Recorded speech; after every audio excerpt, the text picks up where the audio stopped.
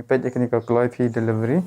Yang sedang yakni Kloi Phi Delivery macam senam hokapor badan ke lockdown ni hokapor ujun. Sedang yakni ban jengsisa ban penyerap yaki restoran baki cafes ban nyerap yaki ban penlek delivery haftu kapor baki semjengjar ban delivery te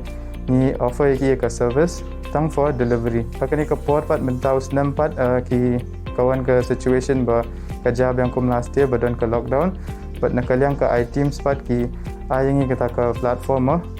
ngilak ben connect bat ki farmers ngilak ben day ki jhur bat ki we ki chat jingbam de ki baki breu ki order kani kla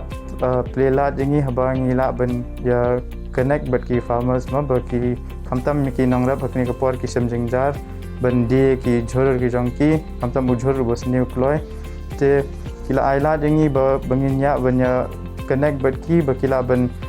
dia ki marjang ki yangi but ba nila ban sempat ki orders na ki breu ma kasdang na ka ba ni shushim orders na ki ka phone da ki breu ki place orders ki WhatsApp but ki shu phone yangi but ni penbiang ki jhur according to the orders usually ni shem pre orders ki kumto and then dala shem pre orders ni la ban next day ni phone ki ni dan ki numbers bala aina item si bagi nongrep ki bangila ban sim ki jhur naki but maki pat ki pendiang ita ki jhur kat gum gajing dongkam gajongi but nakaliang jong kiru ki keman ba ki yok ni kalat aba ki la ban penya ki jhur gajongki but hukum ta garu kam ila ban yarap iwe te ki dan ni ki breu ki ba shong quarantine ma ki ba mi alat ban mi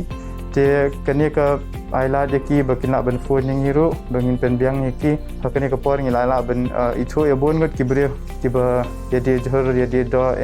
takoi ka rukam kala pen kala ya ka rukam thiet rukam de jhur de so ma baki breu ki mata ki la ban chu phone na yeng but ni la ban